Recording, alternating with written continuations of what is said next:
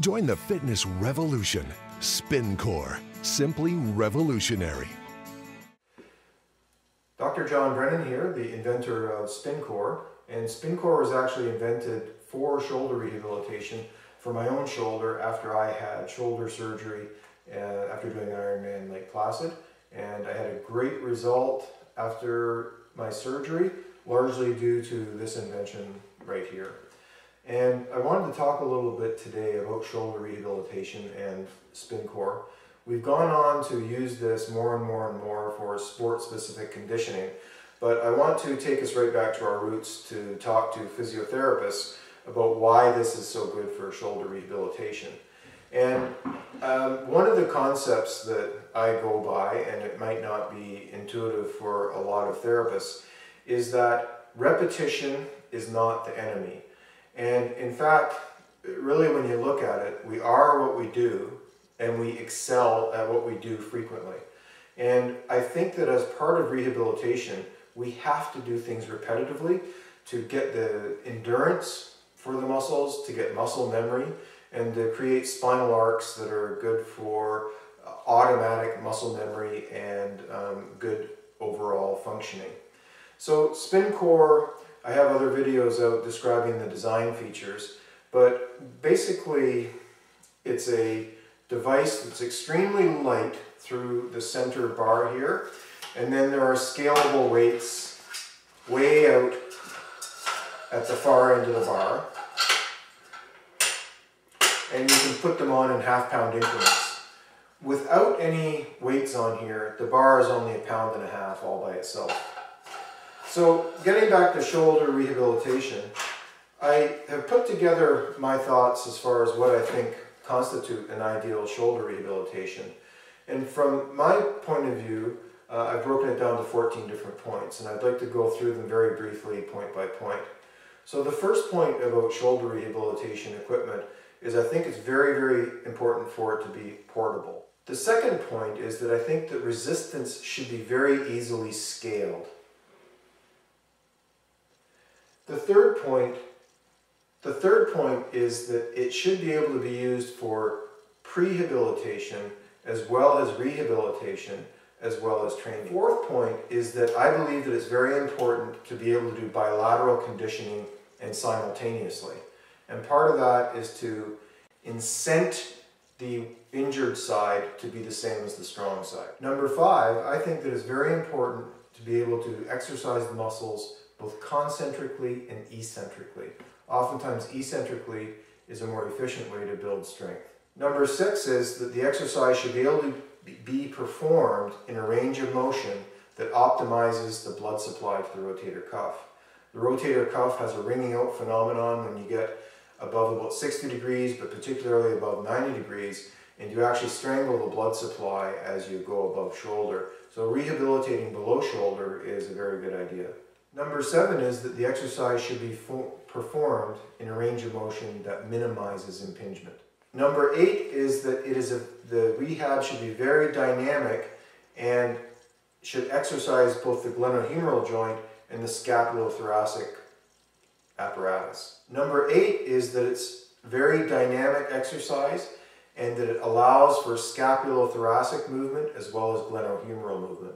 Number 9 is that the speed of the movement or the range of motion is easily changed on the fly. Number 10 is that conditioning of the prime movers, the rotator cuff, and the core are all done simultaneously. Number 11, the exercise should be quiet and intuitive. Number 12 is that the exercise should be easily adapted for sport-specific loads, speeds, and ranges of motion. Number 13, the exercise should be done and make efficient use of both the therapist's and the patient's time. Number 14, it should be easily adapted to a home program. I've developed a program based on my own shoulder rehabilitation that I developed a program based on my own shoulder rehabilitation that I've called the Zero to Hero program, and I've split it into 7 phases. Phase 1 really is prehabilitation. Now this refers to if you're a patient who's going in for shoulder surgery It's a very good idea to be as fit as you can be in spite of your injury prior to the surgery. So that's the prehabilitation phase. And with Spincore, there are many exercises that can be done in the prehabilitation phase. Phase 2 is the passive range of motion phase immediately after the surgery. And most people after a surgery are in some kind of a sling or an arm apparatus. And it's very important to try to get some early mobilization of the glenohumeral joint. And even when you're in the sling, and with the surgeon's permission, you can come out of the sling, just put the Spincore here, and try to move the Spincore around. It is supporting your arm weight, but you're able to do that range of motion with your glenohumeral joint. And if you're having issues with putting your arm forward, you just keep your arm steady, and then you back up. And then when you've gone through the exercises, as determined by your physiotherapist, you can go back into your sling. The third phase is really an active and passive range of motion that occurs when you come out of your sling, and that can be guided by the physiotherapist as well. And the end point of phase 3 is really when you have a normal range of motion. So not only can you do these kind of walk backs with the Spincore, but you can use it like a stretching stick as well. It's very friendly for hand placement here. You can adjust the length of the bar, and you can start to do exercises up above the shoulder.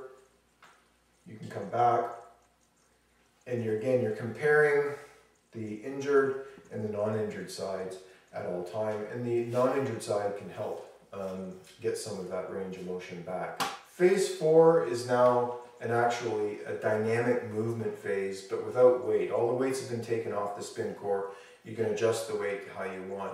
And the way that I would suggest progressing is to do basically kind of a kayak movement pattern. When you see like this, there's really, the injured side is probably only taking, somewhere around 1.5 pounds of weight, and you're always staying below shoulder. Seen from the side, that movement looks like this. So you're always in a very friendly range of motion for the rotator cuff. I would suggest trying to do 1 minute of activity, followed by a minute of stretching. And the program that I've used with a lot of patients is to be able to build that interval. In other words, a minute of exercise and a minute of stretching, and keep going until you can no longer do that minute of exercise. And the end point is when you've done 15 different intervals of 1 minute on and 1 minute off. Phase 5, similar to the phase before, is done without weight. But instead of going 1 minute on and 1 minute off, we're now going to enter into a dynamic movement and endurance phase. So we're going to start to do 2 minutes on and 1 minute off. And again, try to build to about 15 minutes of exercise time. So you may do 7 intervals, maybe do 8 intervals where you're doing 2 minutes on and 1 minute off.